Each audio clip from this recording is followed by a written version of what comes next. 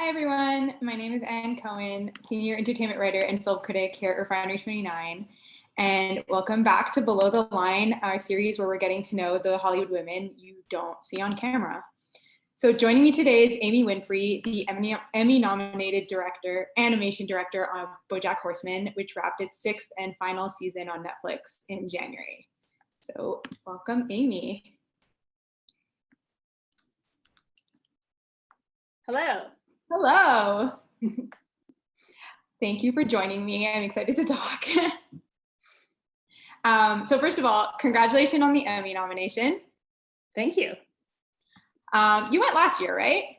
Yeah, I did. I feel so lucky that I got to do that. I mean, I'm sure this year will be memorable, but I don't know what it will be. Yeah. So what was it like last year? Just as a anecdotal situation. It was just great to go to all the parties that surround the Emmys. So it was quite a few different events that you got to see people, celebrities at and point to, and the ceremony itself was fun. And yeah, they just do such a good job taking care of you and making you feel super fancy. That yeah, I'm sure this one will be fun too. But it was great to go and have food. Are you gonna dress up from your couch? Yeah, I probably, yeah, whatever looks the best in this framing, I guess. I guess we'll start, first things first. How would you describe the process of animating, of directing an animated show? It is, I have a couple things to just kind of show you, kind of give you an idea of what the process is on BoJack. The first time I ever see the script is when there's a table read where all the actors come in, sit around, and the writers listen to them read through the script to see if all the jokes are landing right, if something seems a little off. I sit in the back and eat baked goods the entire time and look through the script for the very first time. And then while the writers go off and write a record draft, I start thinking more about my episode and kind of seeing where I'd like to go visually with the script. I'll go through and I'll do just like tiny, I can't even see, but tiny drawings. I'll start looking at reference that might be of use, and just kind of putting together a document while the actors are recording and we're getting a radio play together. That's a pre-thumb document. And this has a whole bunch of pages specific to the scene. Like I pitched things to Raphael to see if that's the direction that he wants to go. So I pitched starting with looking through the oh my gosh, the keyhole, not the keyhole. I pitched looking like a strange little POV through the door. The door thingy, door. yeah. Peephole, yes. Good God. Yeah, so I pitched going through the peephole in the very beginning, and then I just started to kind of look through and try to go through and draw these various new locations that we had. Sometimes I'll have reference of various things. Sometimes I'll pitch ideas that don't work out. But just to kind of go through and sort of think about everything visually in the script. Sometimes I'll do the framing. I have some more specific things here, but yeah, I pretty much put that together and I'll pitch that to Raphael, the creator, to kind of make sure before I start working with my full team that everything's good to go. So I'll pitch things like I'll try to start figuring out things like if there's a very long dining room conversation with a whole bunch of people, who should be sitting next to who, that makes sense for, framing these sort of various conversations that take place. So I'll make something like a tiny little seating chart and start really thinking that stuff through so that when I start handing it off to a whole bunch of different board artists, that everything will be okay. And then I'll pitch just silly things like, this was such a great dreamlike episode. I pitched for Sarah Lynn, who sings a kind of serious part for a very long time in her song, like that you kind of see the framing where it's slowly rising, and then we finally pull out and we find out that the piano has super long legs. So yeah, I just kind of pitch fun things that I think will look good visually, and then I have her slide down like it's a pole on one of the legs. But yeah, just a lot of different thoughts about where I want to go. So we're talking about The View from Halfway Down, which is the episode Yes. that you're nominated for. So can you just summarize briefly for the audience in case they haven't seen what it was about? Oh boy. So this is a very dreamy episode where BoJack has had this reoccurring dream where he's sitting down with a bunch of people from his life that have died and having a conversation with them at dinner. And this is a situation where he suddenly realizes that this dream usually ends at a certain time and it doesn't. And he doesn't quite know what that means for quite a while. And because it's a dream, it's got a lot of interesting opportunities for me as a director. For example, I've got from my pre-thumb, I pitched this thing where there was a dining room scene that was very long, but later BoJack's being pursued. And I wanted something to kind of have a little bit more action, like have a little bit more length. So I was pitched that the dining table became this kind of never-ending pan of like a endlessly long dining table. So at the time, I also kind of gave some reference to people so I could be like, oh, look, this is a super long dining table that kind of goes upstream and block the middle. And then I sit with my board artists and kind of go through everything and start handing that out. So they start with the radio play and they start drawing things based on either my tiny thumbs or me just talking through the scene with them, or they pitch something of their own that's better than what I came up with. And so here's like a BoJack that kind of has little dot eyes. He's kind of a rough version of himself.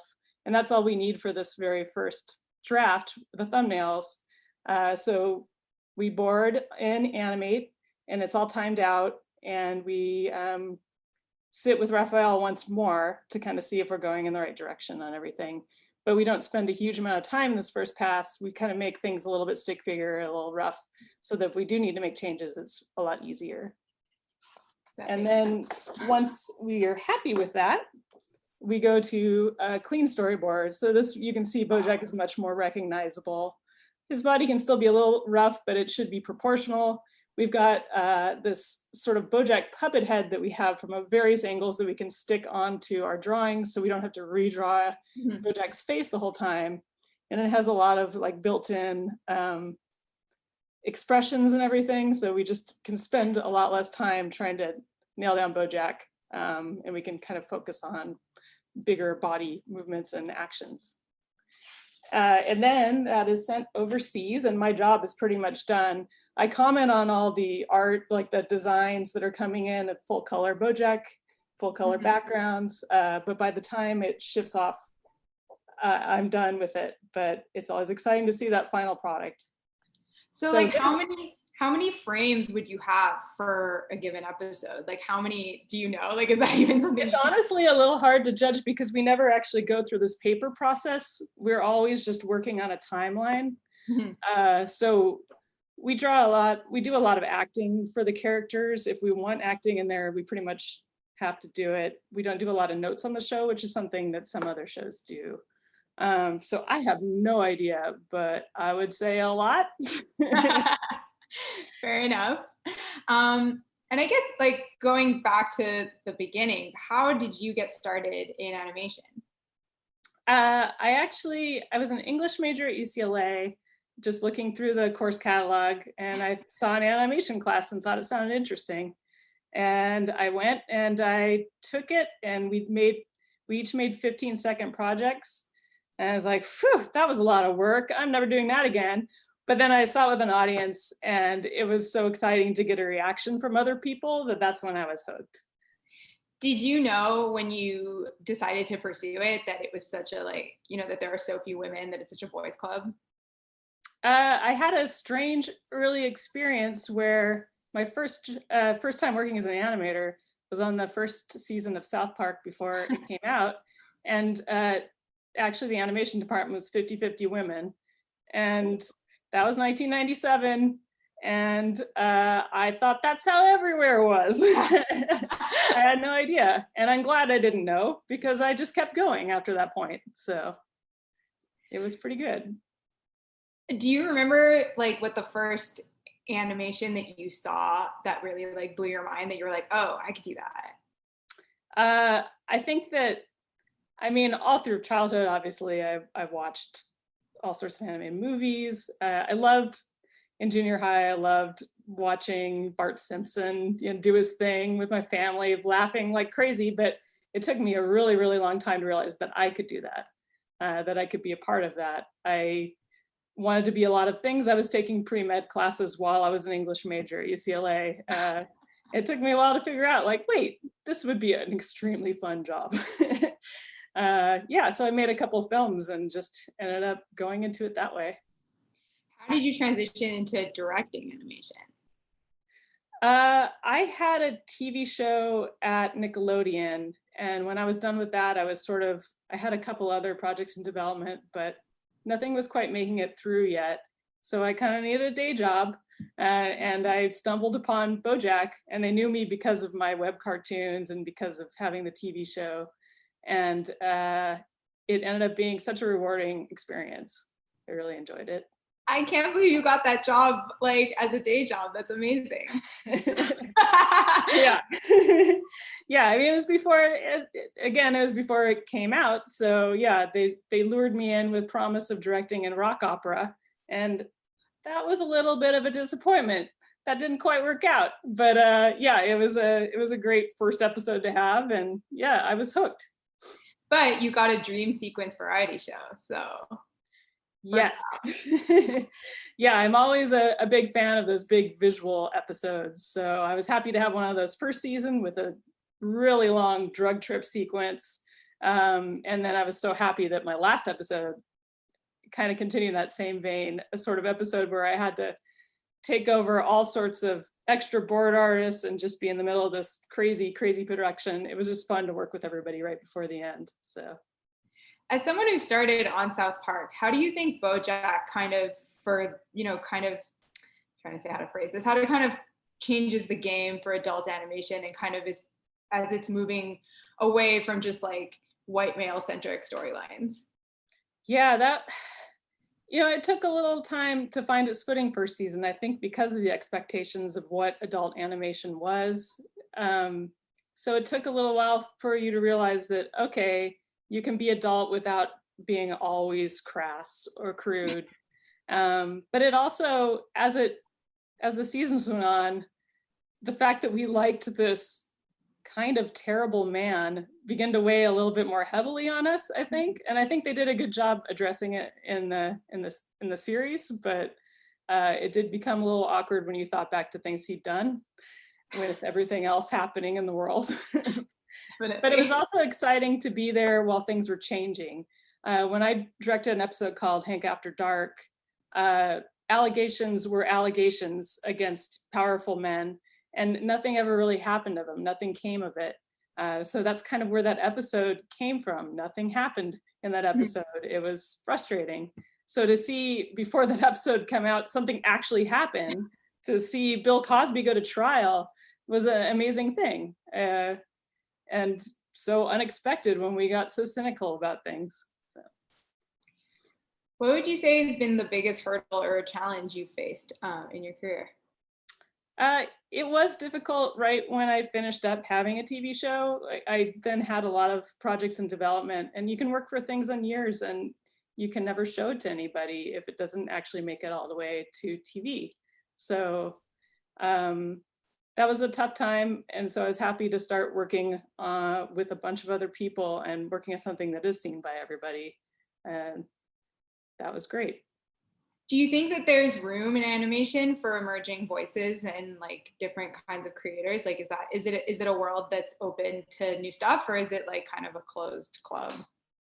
It can be frustrating because a lot of times things go to experienced people, and experienced people are people that have been in the animation industry a long time, and a lot of them are men, white men. So while I do think that they're more open to different voices than ever, it's still a little stacked in favor of other people, but it's changing.